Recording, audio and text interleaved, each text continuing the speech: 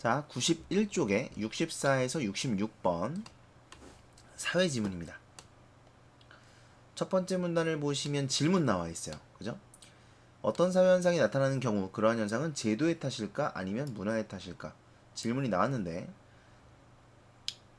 답이 두 가지로 나와요. 제도주의자들과 문화주의자들의 답이 다르네요. 제도주의자들은 제도의 탓이다. 그래서 제도를 잘 정비해야 된다. 문화주의자들은 문화의 탓이다.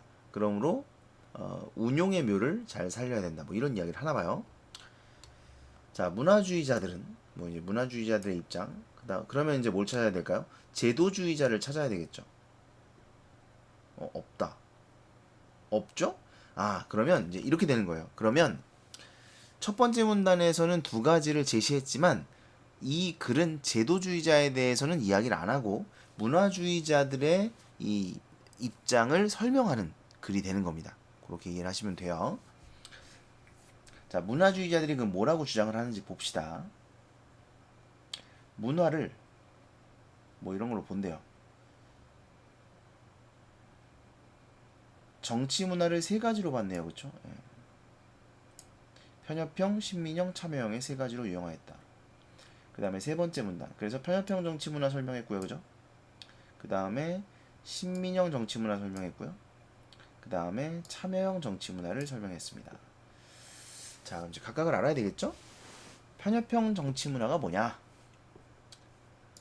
투입과 산출에 대한 개념이 없대요.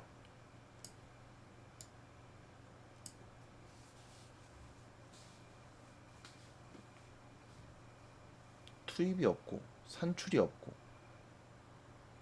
정치 체계에 대한 인식이 국민들에게 존재할 수 없는 사회. 샤머니즘, 옛날. 그래서 이게 지금 정치다. 뭐 이런 개념이 없는 거죠. 그러니까 투입과 산출이라는 건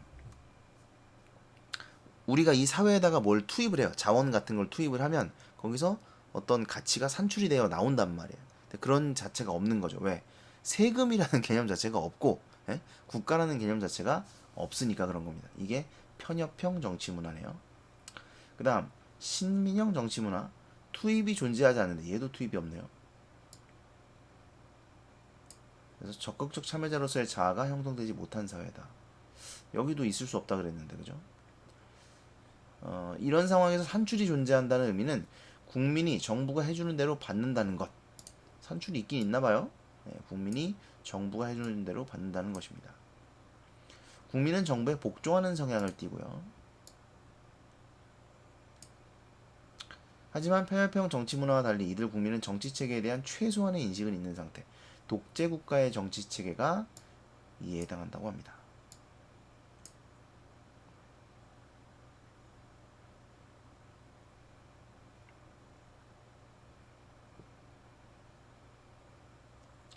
자, 이 개념을 좀 체크를 하고 가야겠네요.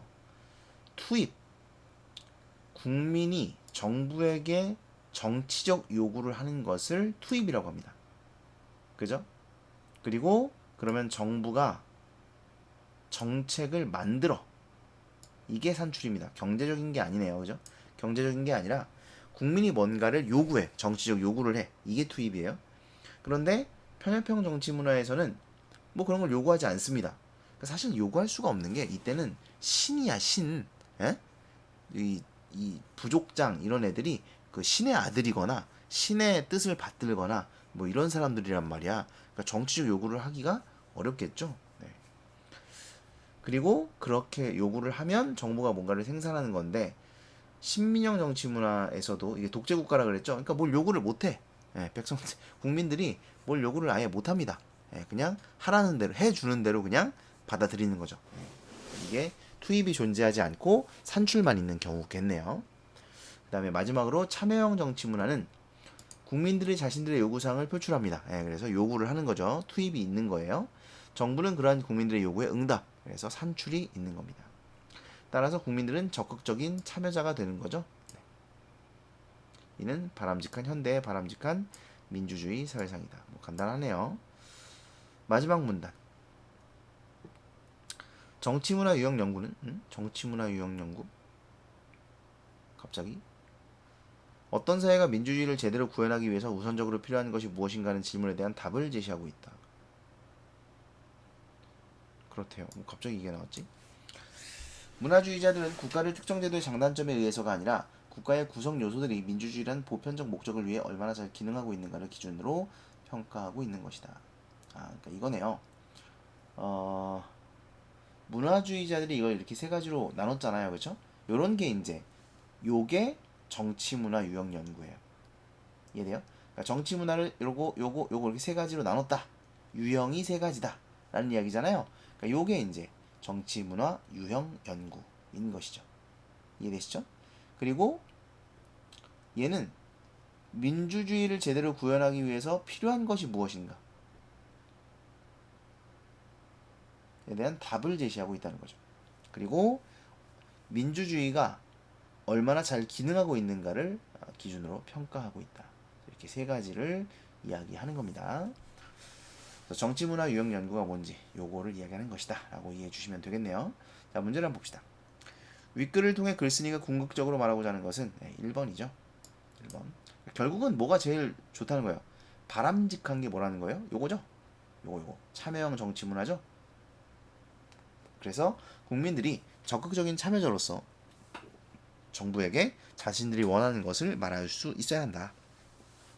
그러려면 적극적인 참여가 필요하겠죠. 1번이 정답이 되겠고요. 그 다음에 65번.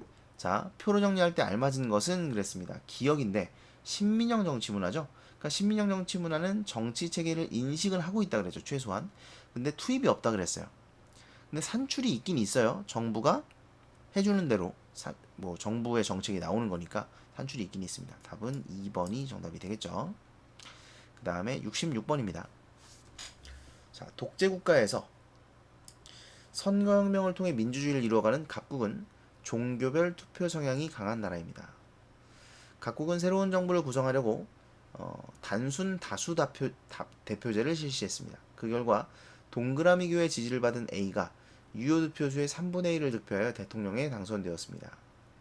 그랬더니 자, 이 보시면 3분의 1을 득표했잖아요. 그죠? 그러니까 이 말은 국민의 3분의 2는 반대한다는 거 아니에요. 그죠? 그 3분의 1만 찬성을 하는 거예요. 자, 그랬더니 국민적 합의가 잘 이루어지지 않는 문제가 생겼습니다. 그렇겠죠? 3분의 1은 찬성을 했지만 나머지 3분의 2는 반대를 했으니까. 현재 차기 대통령 선거를 앞두고 각국의 여러 시민단체들은 1차 투표에서 과반수 득표를 못하면 2차 결선 투표를 실시하는 절대 다수 대표제를 채택하자고 요구하고 있습니다. 왜요? 그러니까 1차 투표에서 과반수 득표를 해야 국민들 절반은 찬성을 하는 지도자를 뽑을 거 아닙니까? 그렇죠? 그래야 국민적 합의가 잘 이루어질 거 아니에요. 아무튼 뭐 이런 상황입니다. 적절하지 않은 것은 그랬죠.